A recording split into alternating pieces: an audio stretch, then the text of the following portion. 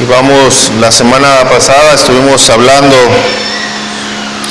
los primeros 4 versículos.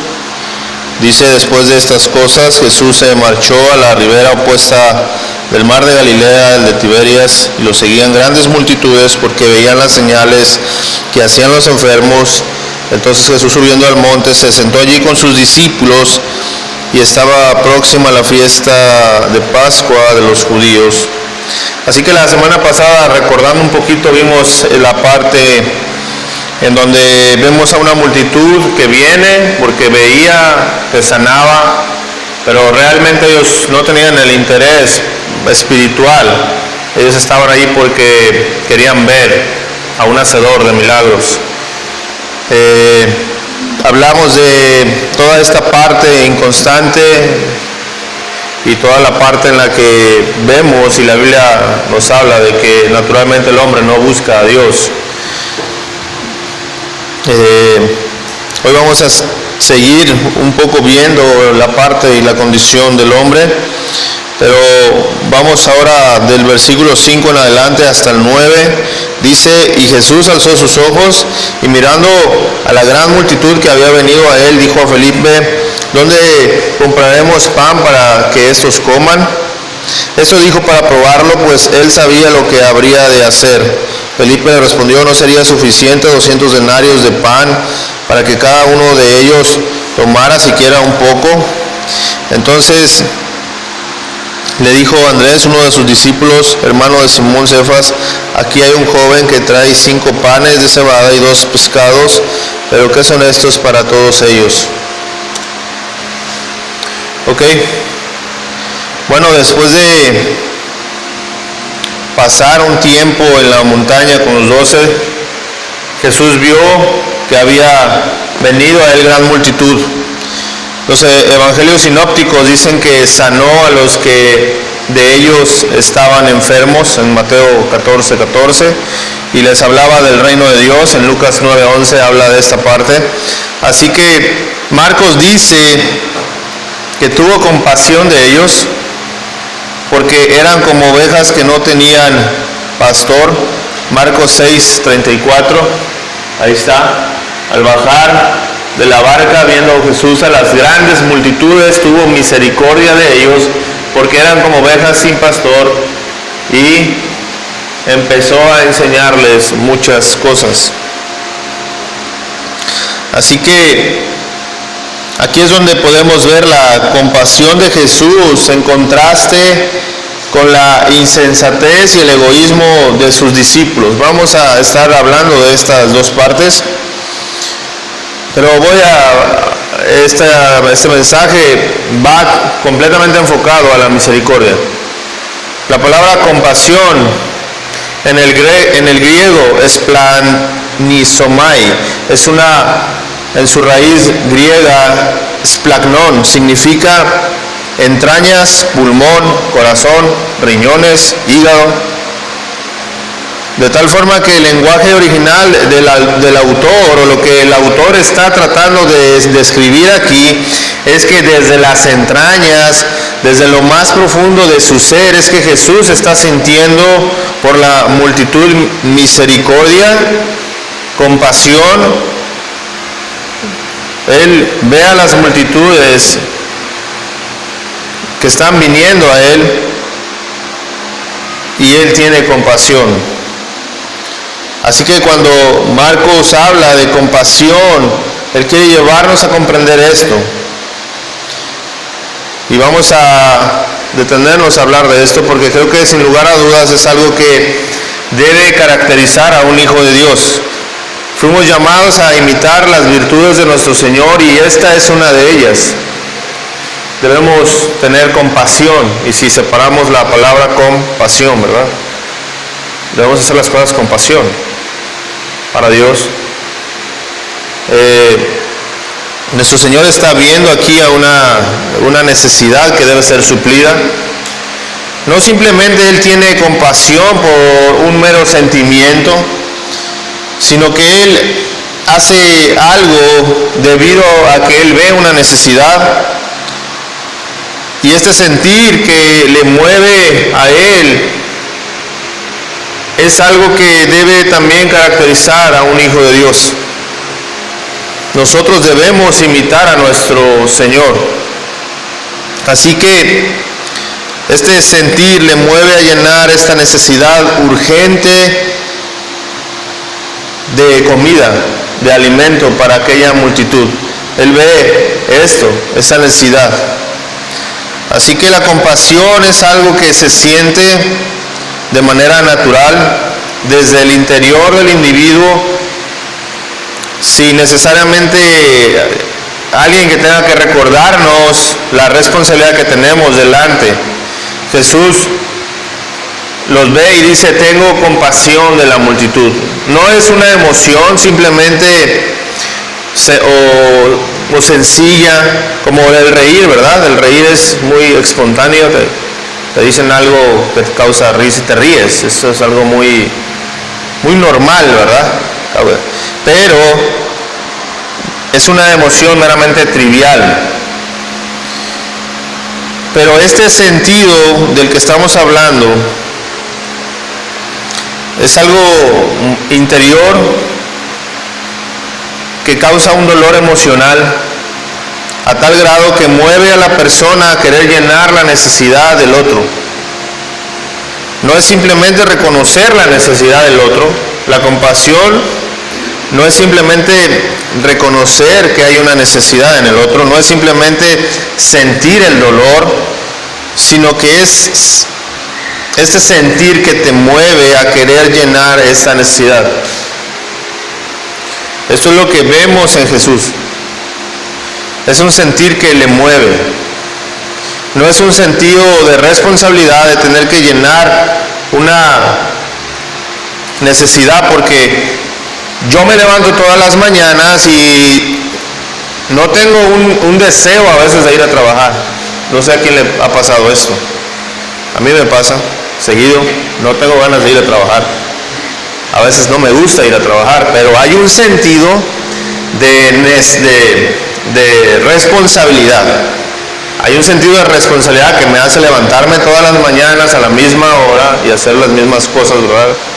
Irme temprano a trabajar. Hay un sentido de responsabilidad aquí, que a veces, aunque yo no quiero, pues tengo que hacerlo. ¿Ok? Pero no estamos hablando de eso aquí. Eso es una cosa muy distinta a lo que estamos viendo aquí. Claro que el creyente debe ser responsable, y yo no quiero que malentendamos esto. El creyente debe ser responsable.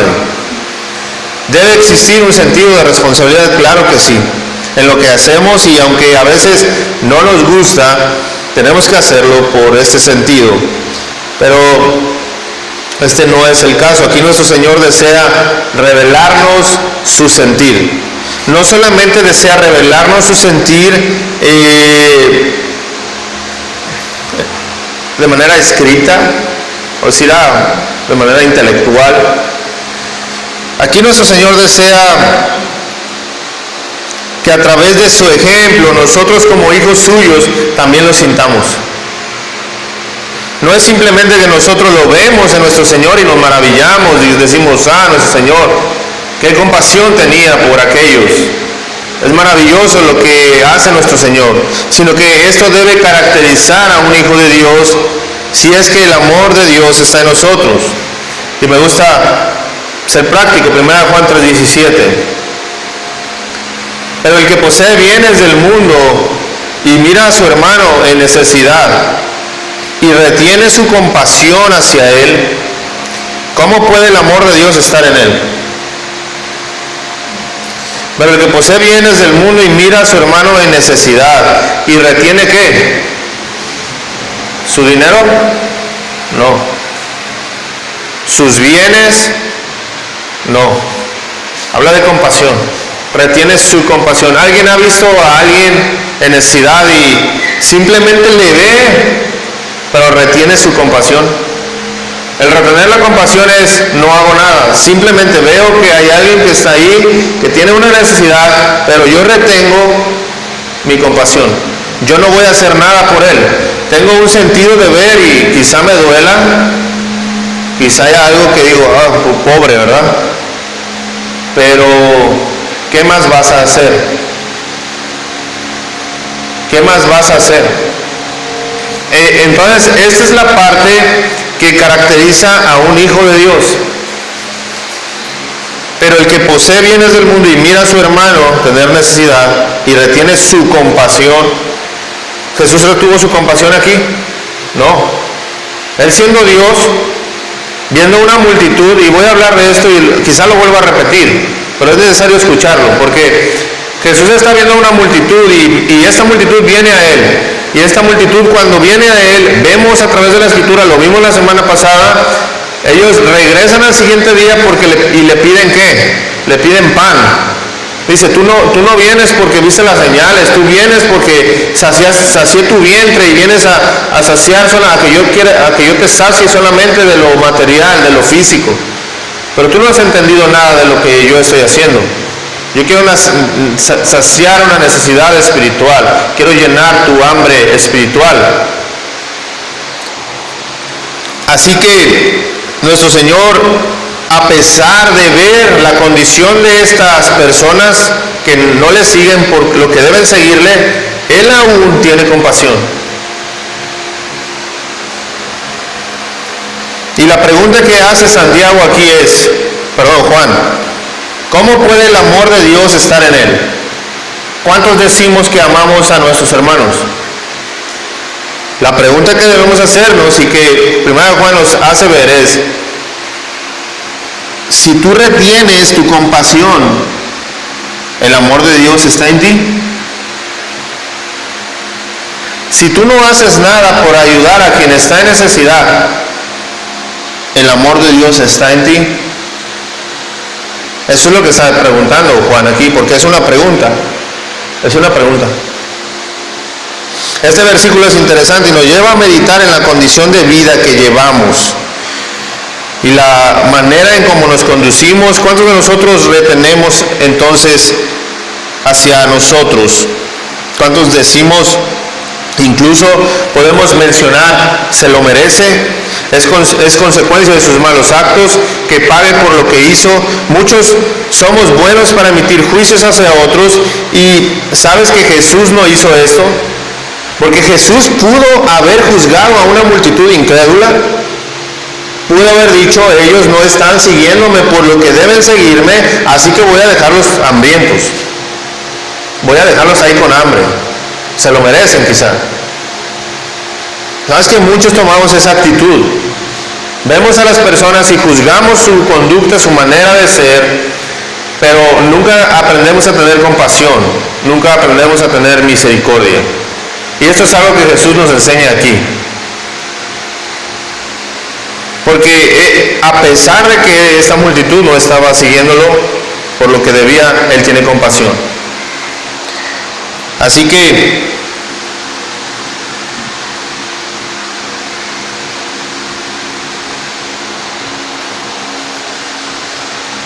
a pesar de conocer la incredulidad de esta multitud, Él suplió su necesidad.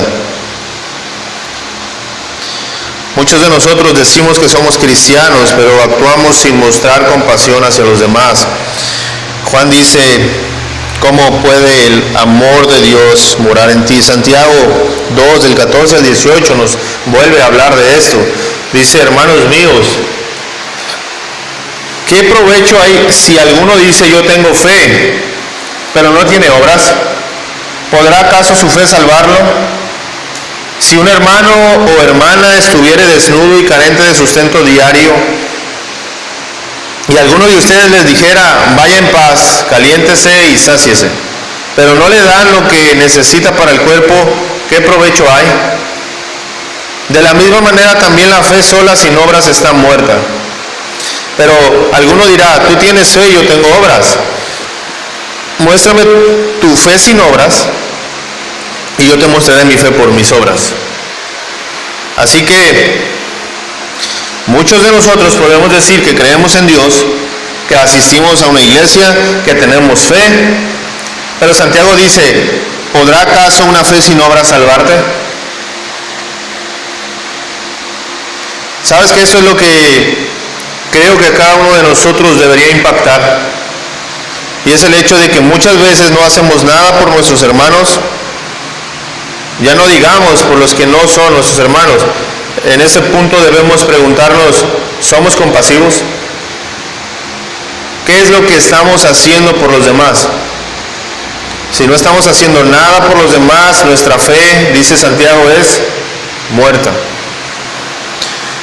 Santiago dice, tú tienes fe. ¿Qué tipo de fe? La que salva. La fe que salva es por obras. Nosotros no nos salvamos por obras, no quiero que malentendamos esto. Nuestra salvación es por gracia. Pero una vez que nosotros somos salvos y depositamos nuestra fe en aquel que nos ha salvado y que dio su vida para salvarnos, porque por gracia sois salvos por medio de la fe, y eso no de vosotros, pues es don de Dios, no por obras para que nadie se gloríe. La salvación que nosotros necesitamos no es a través de las obras, pero una vez que nosotros hemos creído en aquel que nos ha salvado, debemos manifestar las obras de un nuevo nacimiento. Y esas son las obras que Santiago está hablando aquí. Tú tienes fe en aquel que has creído, muéstrame. ¿Cómo es eso? Y una parte de la que habla aquí es compasión. La fe que salva es a través de las obras. No es meramente el sentir. Desafortunadamente, en el cristianismo de hoy en día, creemos y se enseña eso. Hago una oración, yo me siento en paz con Dios, me voy y trato de vivir mi vida de la misma manera. Esto no es posible. Esto no es salvación. Esto es un asentamiento intelectual, un entendimiento y una comprensión acerca de lo que Dios hizo. Pero si el Espíritu de Dios no mora en mí, no me mueve y no me lleva a hacer lo que Él desea que yo haga, entonces no soy salvo. Y ese es un aspecto importante que nosotros debemos comprender si realmente queremos estar del otro lado.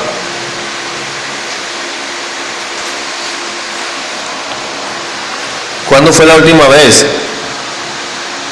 en la que fuiste movido a ayudar a otro que no fue tu esposo, tu esposa, tus hijos, tu familia? Porque es sencillo, también es parte de, pero creo que Jesús va un poco más allá.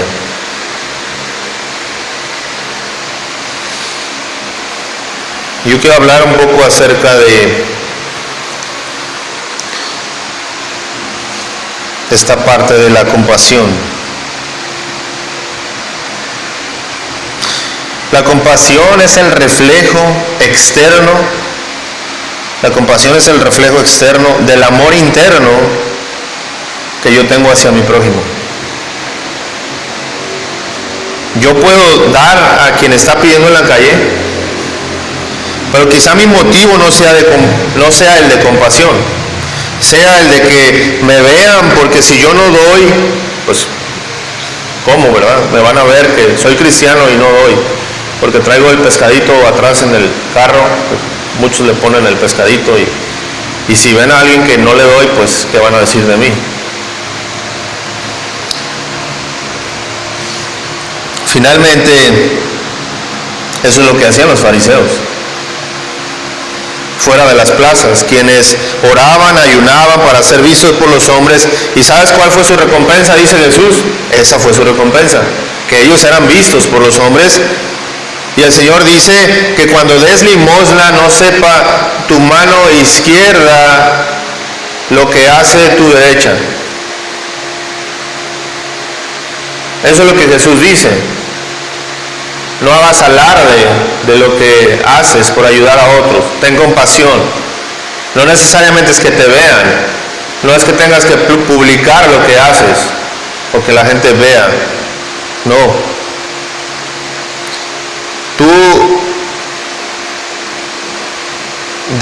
Tú y yo debemos manifestar esta parte del carácter de nuestro amado Señor. Así que la compasión es el reflejo externo del amor interno que yo tengo hacia mi prójimo. Yo tengo amor hacia mi prójimo. Ese es un aspecto importante. Otra de las cosas que nos muestra la compasión es que para yo poderla sentir, yo tengo que estar centrado en el otro. Vivimos en una sociedad que se mueve pensando en satisfacer la necesidad propia, no la del otro. Yo trabajo y me merezco esto o aquello. ¿Cuántos de aquí trabajamos pensando en que Dios puede bendecir nuestras finanzas para suplir la necesidad de otros? ¿Cuántos pensamos así, sinceramente? ¿Alguien ha orado así? ¿Alguien ha trabajado con ese propósito?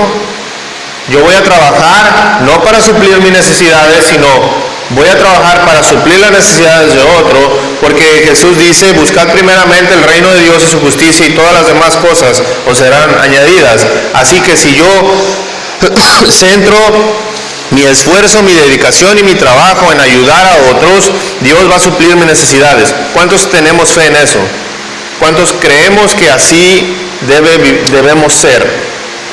Quizá lo sabemos, pero nos cuesta mucho trabajo tener incluso ese tipo de fe.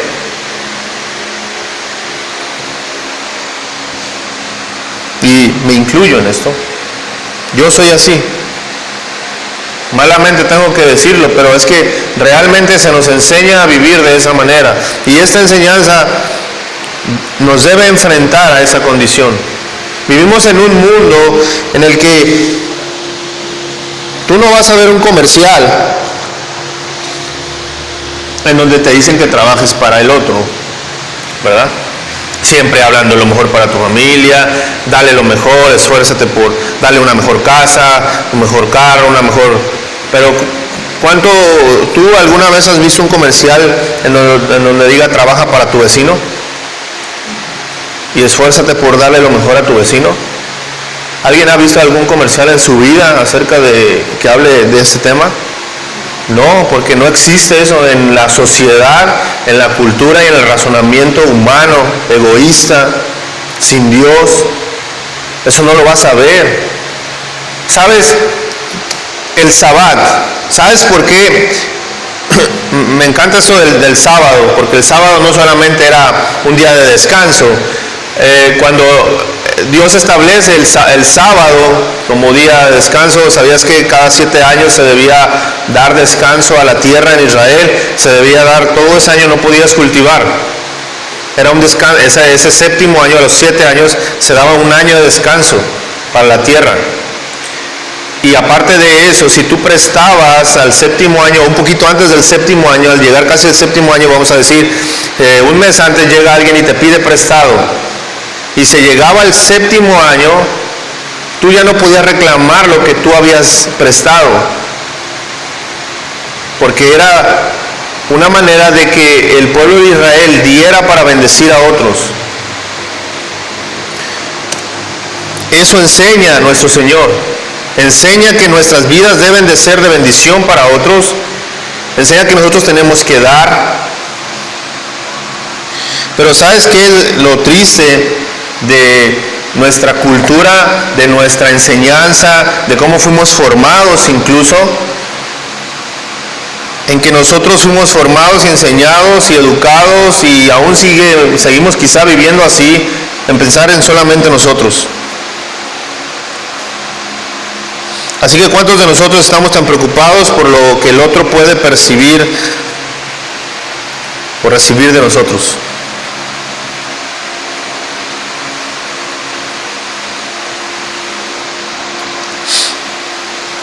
¿Sabes qué pienso?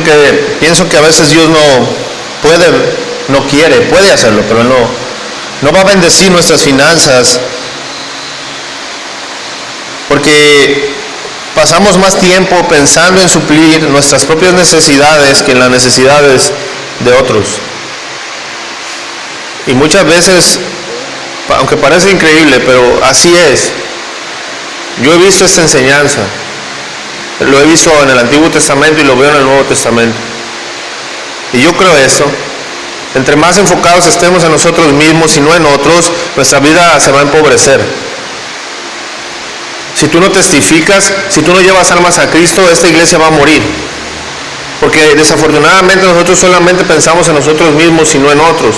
tanto para salvación, tanto para decir una palabra de aliento, como para compartir el pan, una moneda. El tiempo que tú tienes, ¿lo dedicas para otros?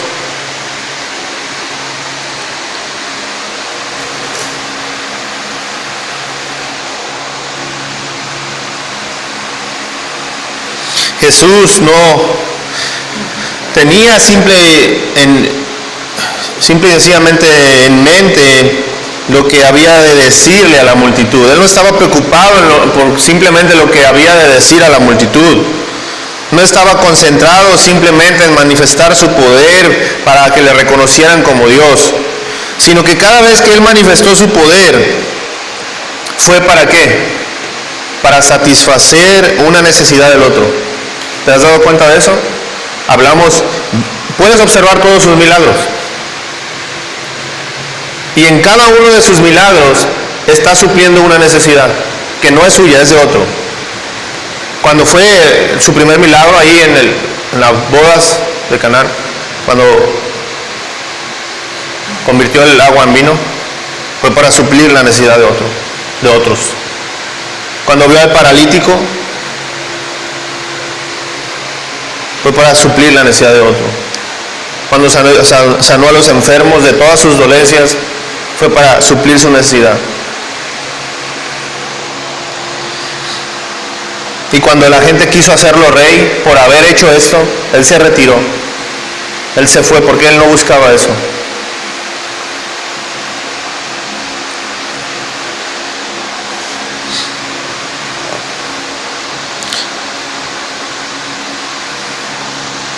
Y sabes que, por ejemplo, el paralítico de Bethesda, lo vimos anteriormente, Él lo sanó. ¿Y recuerdas cuál fue la respuesta de este hombre?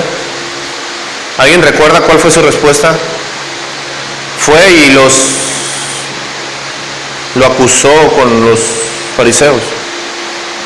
O sea, él no fue agradecido.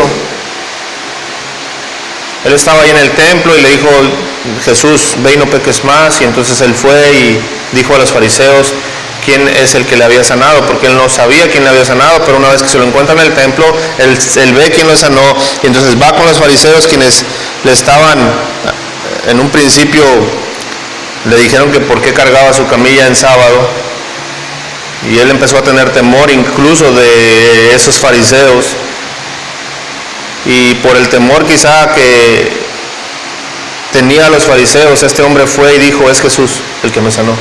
Y desde ahí empezaron los fariseos a perseguir a Jesús, mucho más. Así que este hombre no fue agradecido, pero aún quizá Dios, Jesucristo, en su omnisciencia, sabiendo que ese hombre no iba a responder como quizá. Muchos de nosotros ayudamos esperando ver una respuesta favorable hacia a quien ayudamos. Tenemos que ver algún buen gesto en aquella persona a quien ayudamos, pero debo decirte que eso no es compasión. Cuando tú ayudas, no ayudas para recibir una respuesta favorable. Nos lo enseña Jesús.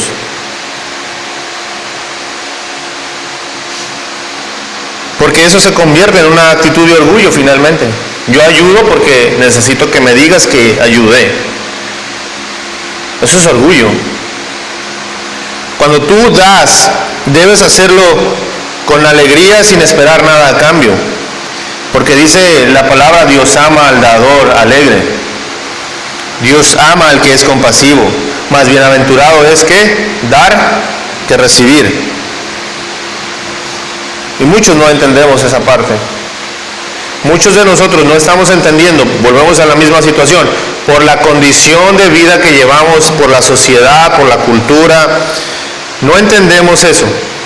Nosotros trabajamos para recibir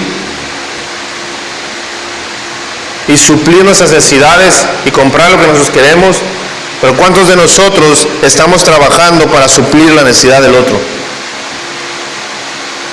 Porque más bienaventurado es dar. A una persona que da le va mejor. A una persona que retiene ¿Recuerdas ahí parábolas de un hombre que tenía sus graneros y los hizo más grandes y empezó a llenar sus graneros, y cuando menos lo esperó, la muerte vino por él? Nada se llevó. Esa es la condición y el pensamiento humano. Pero Dios quiere enseñarnos a tener compasión, a no ser indiferente a la necesidad de otro. Y finalmente, la compasión ve las consecuencias que el otro podría sufrir si yo no hago algo. La compasión finalmente ve las consecuencias que el otro podría sufrir si yo no hago algo. Marcos 8, 2-3. Siento misericordia por esta multitud, dice Jesús, porque he aquí ya van 3 días que están conmigo y no tienen nada para comer. Y si los mando sin comer a sus casas, desfallecerán durante el camino, pues algunos de ellos han venido desde muy lejos.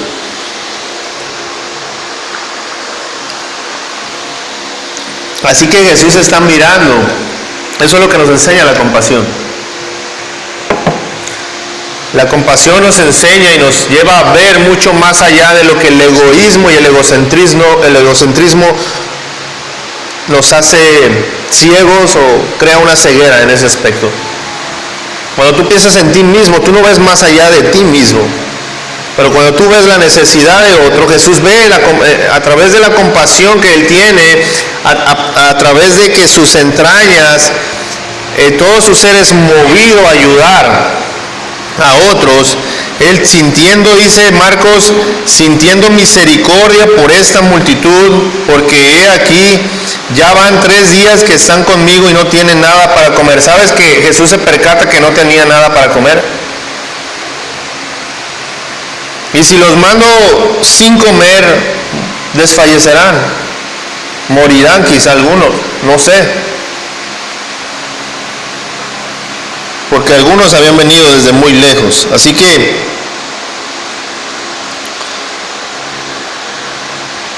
la compasión es sensible a la necesidad humana.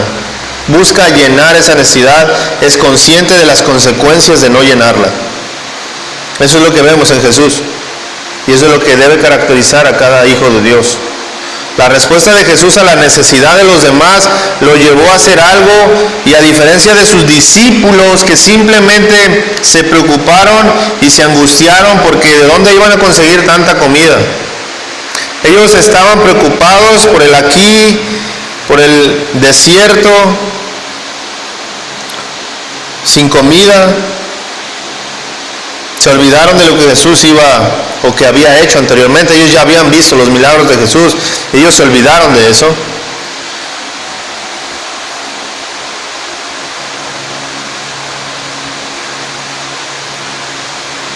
Y Jesús, versículo 5 de Juan 6. ¿Tenemos un versículo siguiente? No, ¿verdad? ¿Me regresas al principio, Pepe? Ahí está bien, gracias. Ahí otra vez, versículo 5.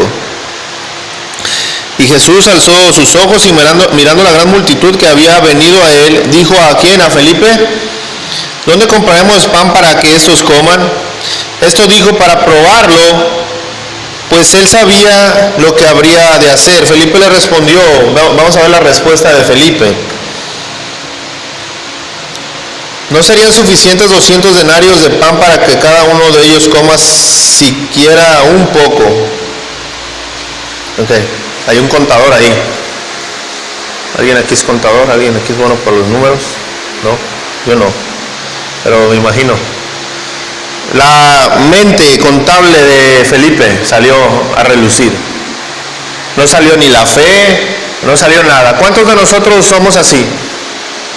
¿Cuántos de nosotros empezamos a sacar cuentas y decimos no me va a alcanzar el dinero? Empezamos a usar nuestras matemáticas sin Dios, sin fe, sin nada. ¿Sabes que muchas veces Dios te va a llevar a esa condición a la que llevó a sus discípulos? A la que llevó a esa multitud, para que tú le creas. Porque muchos de nosotros en nuestra vida regular estamos sacando cuentas todo el tiempo. Estamos usando nuestro razonamiento y nuestra lógica humana sin Dios. Y Dios, ve lo que dice aquí. ¿Qué dice? Jesús alzó sus ojos y mirando a la gran multitud que había venido a él, dijo a Felipe, ¿para qué le dijo? Para probarlo. ¿Sabes que gastar nunca estuvo en la mente de los discípulos? ¿Gastar qué? Ellos que no querían gastar. Vemos la condición aquí de los discípulos. Ellos no querían gastar tiempo, dinero y esfuerzo.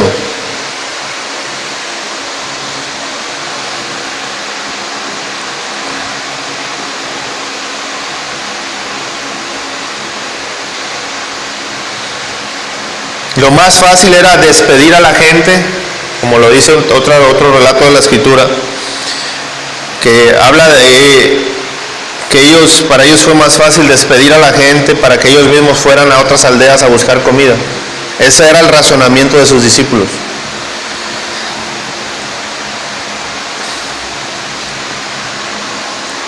Así que, al igual que Felipe, quizá al igual que Felipe, Dios tenga que poner a prueba nuestra fe. ¿Cómo vamos a responderle a Dios? ¿Como Felipe? ¿O como Pedro, más adelante, en el versículo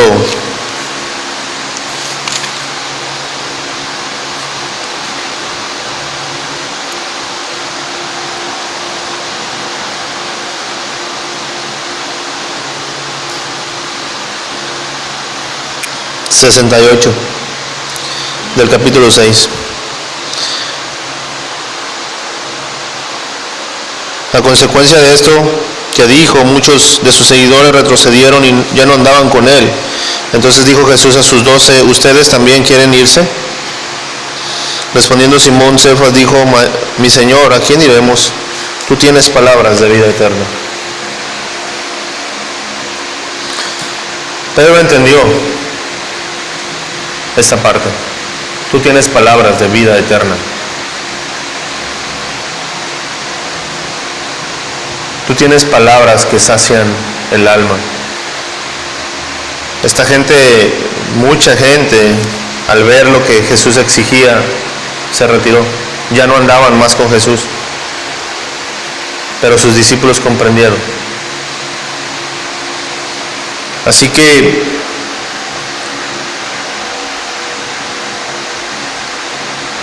¿cuánto estás dispuesto a gastar? ¿Cuánto estás dispuesto a dar por otros o para otros? Debemos romper con la mentalidad egocentrista que hay en nosotros. Nuestra mentalidad es, yo tengo esto porque yo me he esforzado por tenerlo, yo lo merezco, yo esto, yo aquello, pero nosotros debemos comprender que una vez que nosotros hemos sido llamados por Dios y hemos aceptado y hemos decidido seguirle, me encanta Efesios capítulo 1, fuimos llamados, predestinados desde antes de la fundación del mundo para ser llamados hijos suyos por el puro afecto de su voluntad. Así que nosotros hemos sido llamados por Dios para cumplir sus propósitos, no los nuestros. Y eso es parte de lo que muchos de nosotros no comprendemos.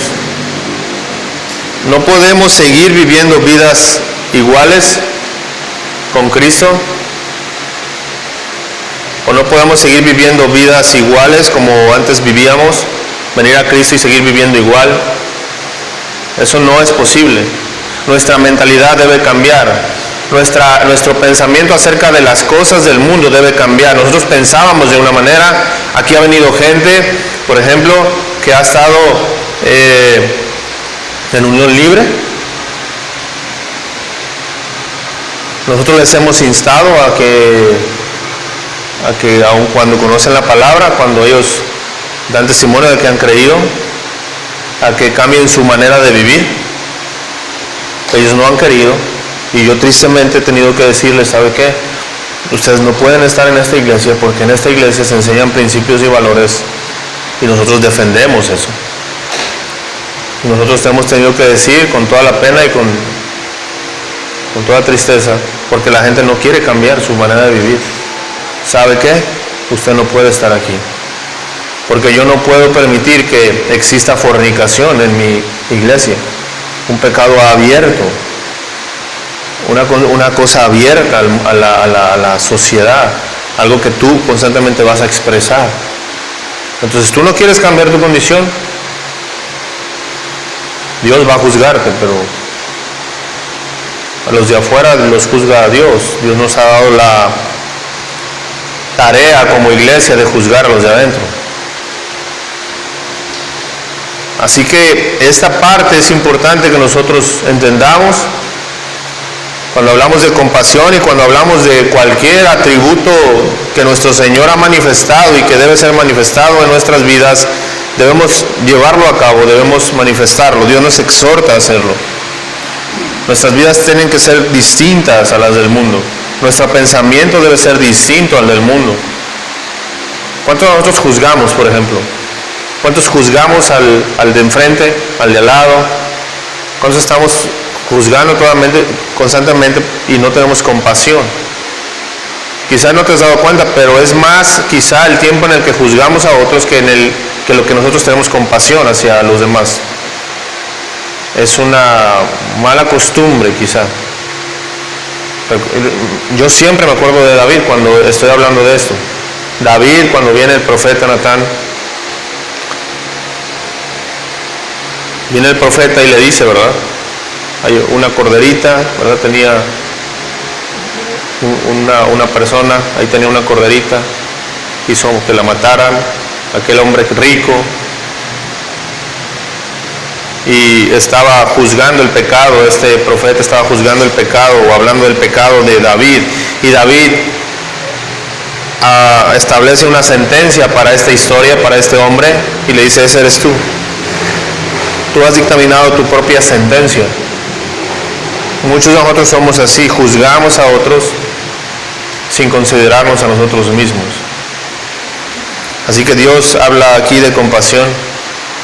Jesús nos enseña a ser compasivos, a tener misericordia, a que seamos movidos. Y con eso voy a terminar. Tú y yo debemos ser movidos. Pidámosle al Señor que nos lleve a tener compasión, misericordia hacia otros. Que sea algo que, como a Jesús le movió desde sus entrañas, desde lo más profundo de su ser, Él fue movido a hacer algo. Constantemente fue movido a hacer algo.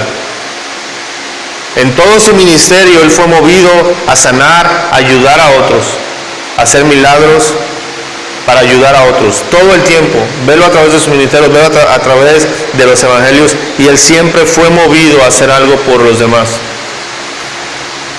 Es triste que nosotros nos digamos cristianos y no estemos haciendo absolutamente nada por los demás. ¿Recuerdas cuando vienen su madre y sus hermanos? Él estaba enseñando la palabra. Señor, están allá afuera tu madre y tus hermanos. Si ellos no han sabido escoger la buena parte, y ustedes sí, ustedes son mi madre y mis hermanos, son ustedes los que han sabido escoger la buena parte, como María y Marta.